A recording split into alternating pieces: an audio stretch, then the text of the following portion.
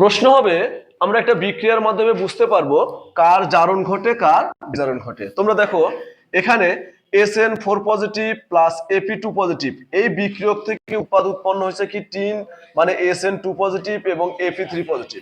কার জারণ ঘটছে কার বিজারণ ঘটছে এটা কিভাবে বুঝবো আমরা? এটা বোঝার জন্য মূলত মাথায় রাখতে হবে যে ইলেকট্রন যদি কেউ ত্যাগ করে তাহলে সেটা জারিত হয়, অর্থাৎ জারণ। আর যদি কোনো মৌল পরমাণু বা আধান ইলেকট্রন গ্রহণ করে তাহলে তাকে বলা হয় বিজারণ। বিজারণ মানে সে বিজারিত হয়। তোমরা দেখো যে এইখান থেকে টিন থেকে টিন মানে স্ট্যান্ড, মানে আমাদের হচ্ছে স্ট্যানাম বলতে টিন, SN হলো টিনের সংকেত। তোমরা দেখো এখানে SN স্ট্যানাম এর এর যোজনী কত, জারণ সংখ্যা কত হয়ে আছে 4 পজিটিভ, আর উৎপাদকে SN এর জারণ সংখ্যা কত 2 পজিটিভ।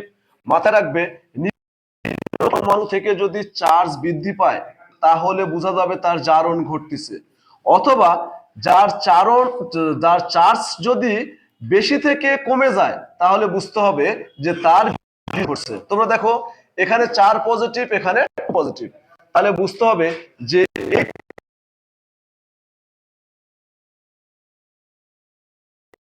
ইলেকট্রন গ্রহণ করে 10 2 প্লাস হয়েছে, অর্থাৎ এর হয়েছে বিজারণ।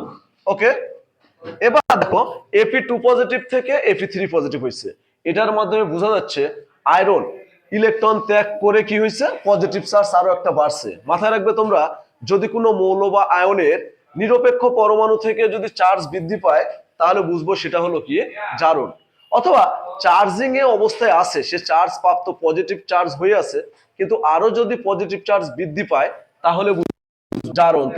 পজিটিভ থেকে আয়রন 3 পজিটিভ হয়েছে জারণ, কেননা তার 2 পজিটিভ ছিল, সে আরো একটা ইলেকট্রন ত্যাগ করে তার কি হয়েছে Fe3 পজিটিভে পরিণত হয়েছে।